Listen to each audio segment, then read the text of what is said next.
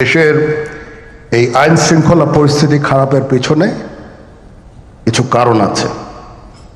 প্রথম কারণটা হচ্ছে যে আমরা নিজেরা হানাহানির মধ্যে ব্যস্ত, একজন আরেকজনের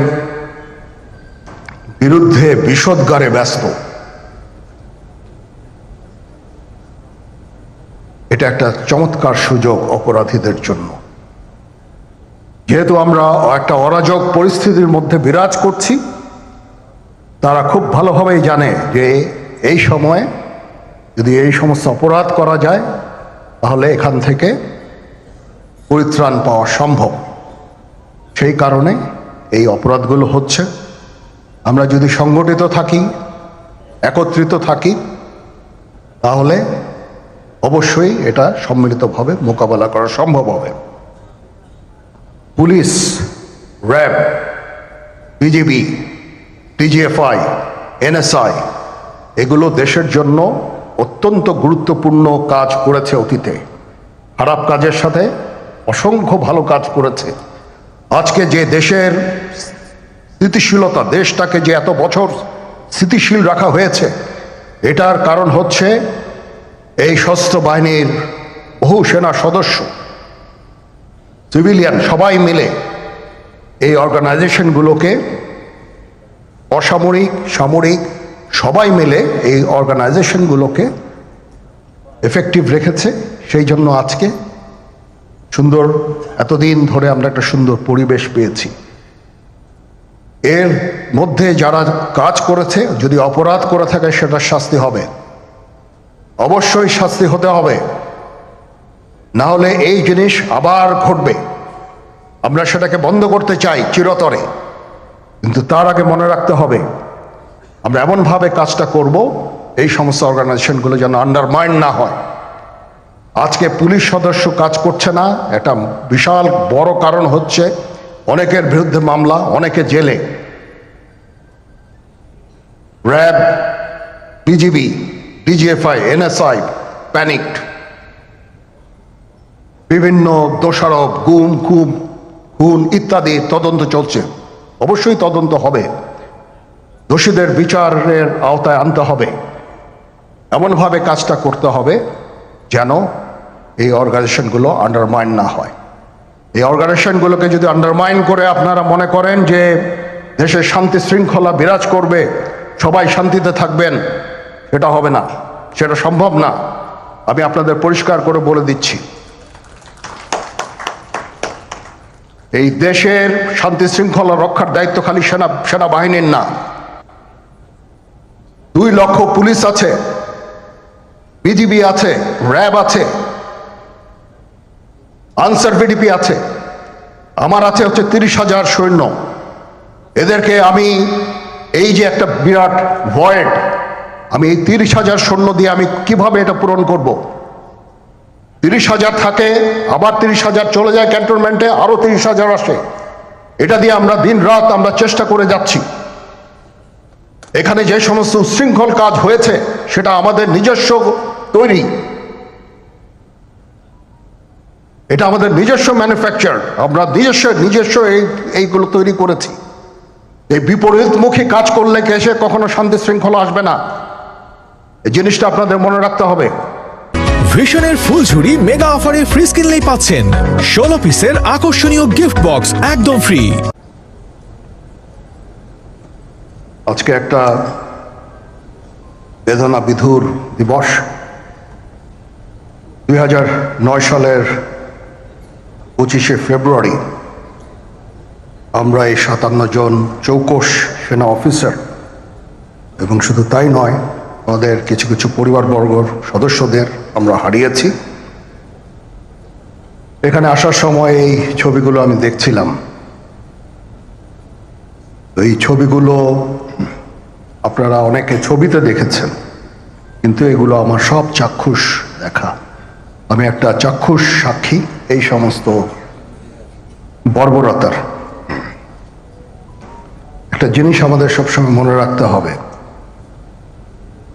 এই বর্বরতা কোনো সেনা সদস্য করেনি, সম্পূর্ণটাই তদানীন্তন বিজিবি সদস্য দ্বারা সংঘটিত। Full stop. এখানে কোনো ইফ এবং বাট নাই। এখানে যদি ইফ এবং বাট আনেন, এই যে বিচারিক কার্যক্রম এতদিন ধরে হয়েছে, 16 বছর ধরে 17 বছর ধরে যারা জেলে আছে, যারা কনভিক্টেড, সেই বিচারিক প্রক্রিয়া ব্যাহত হবে। এই জিনিসটা আমাদের খুব পরিষ্কার করে মনে রাখা প্রয়োজন। এই বিচারিক প্রক্রিয়াকে নষ্ট করবেন না।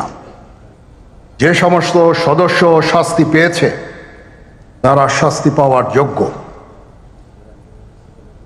এখানে কোনো রাজনৈতিক নেতৃবৃন্দ এর মধ্যে উপস্থিত ছিল কিনা, ইনভলভ ছিল কিনা, বাইরের কোনো শক্তি এর মধ্যে ইনভলভ ছিল কিনা, সেটার জন্য কমিশন করা হয়েছে। কমিশনের চেয়ারম্যান এখানে আছেন, উনি এটা বের করবেন এবং আপনাদের জানাবেন। বটম লাইন হচ্ছে যে এই সমস্ত আমাদের এই চৌকস সেনা সদস্য যারা প্রাণ হারিয়েছেন, তারা প্রাণ হারিয়েছেন তদানীন্তন বিডিআর সদস্যদের গুলিতে। আমরা নিজেরা এই সমস্ত জিনিস নিয়ে অনেক ভিন্ন মত পোষণ করছি। কেউ কেউ এই জিনিসটাকে ভিন্ন খাতে প্রবাহিত করার চেষ্টা করছি। সেটা আমাদের জন্য মঙ্গলজনক হবে না। আজকে যদি আমার যে উপদেশ আমি কিছু দিয়ে যাব, সেটা যদি আপনারা গ্রহণ করেন, আপনারা লাভবান হবেন, আমি এটা আপনাদের নিশ্চিত করছি। আমরা নিজেরা ভেদাভেদ সৃষ্টি না করি, আমরা নিজেরা ইউনাইটেড থাকি। আমাদের মধ্যে যদি কোনো সমস্যা থেকে থাকে, কোনো ব্যত্যয় থেকে থাকে, কোনো গ্রিভান্সেস থেকে থাকে, সেটা আমরা আলোচনার মাধ্যমে সমাধান করব। এটার জন্য ডানে বায়ে দৌড়িয়ে কোনো লাভ হবে না, নিজের ক্ষতি ছাড়া কোনো লাভ হবে না। আমি আপনাদের এই জিনিসটা নিশ্চিত করে দিচ্ছি। কিছু কিছু সদস্যদের দাবি যে তারা 2009 সাল থেকে আজ পর্যন্ত বিভিন্ন শাস্তি পেয়েছেন। কেউ কেউ দায়ী করছেন যে তারা অযাচিতভাবে শাস্তি পেয়েছেন। সেটার জন্য আমি একটা বোর্ড করে দিয়েছি, একজন লেফটেন্যান্ট জেনারেল সেই বোর্ডের সদস্য। প্রথম ফেজে 51 জন সদস্যর ব্যাপারে আমার কাছে রিকমেন্ডেশন নিয়ে এসেছে। তার রিকমেন্ডেশনের অধিকাংশই আমি গ্রহণ করেছি এবং আরও বেশি আমি দিয়েছি। নেভি এয়ারফোর্সও তাদের এই কার্যক্রম চালিয়ে যাচ্ছে। আমার স্ট্যান্ড পয়েন্ট হচ্ছে, যদি কেউ অপরাধ করে থাকে সেটার জন্য কোনো ছাড় হবে না, বিন্দু মাত্র ছাড় নাই। আমি আপনাদের পরিষ্কার করে দিচ্ছি, it is a discipline force. Discipline ফোর্সকে ডিসিপ্লিন থাকতে দেন। আজকে এই যে দেশের ক্রান্তি লগ্নে সমস্ত বাহিনী, সমস্ত অর্গানাইজেশন বিপর্যস্ত হয়ে পড়েছে। খালি সেনাবাহিনী টিকে আছে, বিমান বাহিনী টিকে আছে, নৌবাহিনী টিকে আছে। কেন? Because of discipline.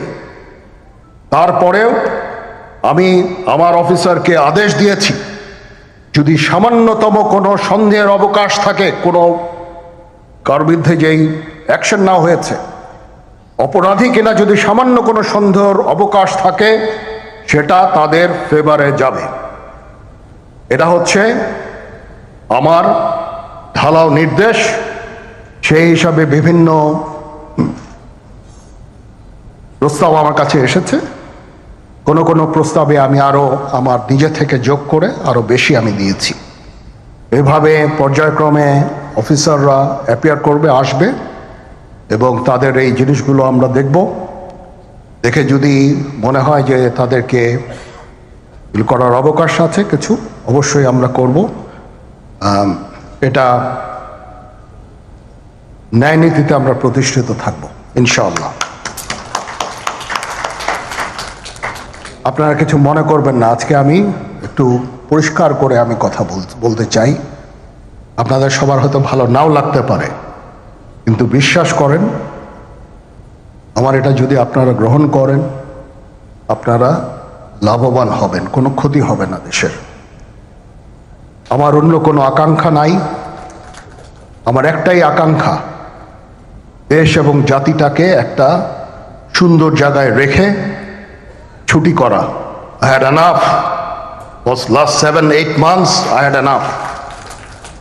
আমি চাই দেশ এবং জাতিকে একটা সুন্দর জায়গায় রেখে আমরা সেনানিবাসে ফেরত আসব।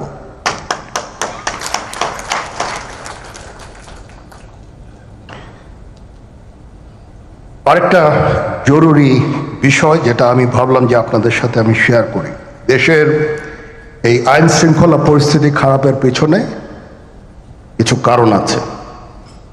প্রথম কারণটা হচ্ছে যে আমরা নিজেরা হানাহানির মধ্যে ব্যস্ত, একজন আরেকজনের বিরুদ্ধে বিষোদ্গারে ব্যস্ত। এটা একটা চমৎকার সুযোগ অপরাধীদের জন্য।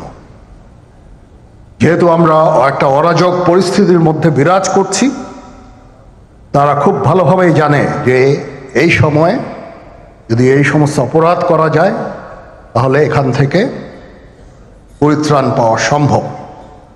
সেই কারণে এই অপরাধগুলো হচ্ছে। আমরা যদি সংগঠিত থাকি, একত্রিত থাকি, তাহলে অবশ্যই এটা সম্মিলিতভাবে মোকাবেলা করা সম্ভব হবে। Police, RAB, BGB, DGFI, NSI এগুলো দেশের জন্য অত্যন্ত গুরুত্বপূর্ণ কাজ করেছে অতীতে।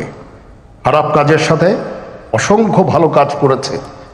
আজকে যে দেশের স্থিতিশীলতা, দেশটাকে যে এত বছর স্থিতিশীল রাখা হয়েছে, এটার কারণ হচ্ছে এই সশস্ত্র বাহিনীর বহু সেনা সদস্য, সিভিলিয়ান সবাই মিলে এই অর্গানাইজেশনগুলোকে, অসামরিক, সামরিক সবাই মিলে এই অর্গানাইজেশনগুলোকে এফেক্টিভ রেখেছে। সেই জন্য আজকে সুন্দর, এতদিন ধরে আমরা একটা সুন্দর পরিবেশ পেয়েছি। এর মধ্যে যারা কাজ করেছে, যদি অপরাধ করে থাকে সেটার শাস্তি হবে, অবশ্যই শাস্তি হতে হবে। না হলে এই জিনিস আবার ঘটবে। আমরা সেটাকে বন্ধ করতে চাই চিরতরে, কিন্তু তার আগে মনে রাখতে হবে আমরা এমনভাবে কাজটা করব এই সমস্ত অর্গানাইজেশনগুলো যেন আন্ডারমাইন না হয়। আজকে পুলিশ সদস্য কাজ করছে না, এটা বিশাল বড় কারণ হচ্ছে অনেকের বিরুদ্ধে মামলা, অনেকে জেলে। RAB, BGB, DGFI, NSI panicked. বিভিন্ন দোষারোপ, গুম, খুন ইত্যাদি তদন্ত চলছে। অবশ্যই তদন্ত হবে, দোষীদের বিচারের আওতায় আনতে হবে। এমনভাবে কাজটা করতে হবে যেন এই অর্গানাইজেশনগুলো আন্ডারমাইন না হয়। এই অর্গানাইজেশনগুলোকে যদি আন্ডারমাইন করে আপনারা মনে করেন যে দেশে শান্তি শৃঙ্খলা বিরাজ করবে, সবাই শান্তিতে থাকবেন, সেটা হবে না, সেটা সম্ভব না। আমি আপনাদের পরিষ্কার করে বলে দিচ্ছি, এই দেশের শান্তি শৃঙ্খলা রক্ষার দায়িত্ব খালি সেনাবাহিনীর না। 2 লক্ষ পুলিশ আছে, বিজিবি আছে, র্যাব আছে, আনসার বিডিপি আছে, আমার আছে হচ্ছে 30,000 সৈন্য। এদেরকে আমি এই যে একটা বিরাট ভয়েড, আমি এই 30,000 সৈন্য দিয়ে আমি কিভাবে এটা পূরণ করব? 30,000 থাকে, আবার 30,000 চলে যায় ক্যান্টনমেন্টে, আরো 30,000 আসে। এটা দিয়ে আমরা দিন রাত আমরা চেষ্টা করে যাচ্ছি। এখানে যে সমস্ত উচ্ছৃঙ্খল কাজ হয়েছে সেটা আমাদের নিজস্ব তৈরি, এটা আমাদের নিজস্ব ম্যানুফ্যাকচার, আমরা নিজস্ব এইগুলো তৈরি করেছি। এই বিপরীতমুখী কাজ করলে এসে কখনো শান্তি শৃঙ্খলা আসবে না। এই জিনিসটা আপনাদের মনে রাখতে হবে।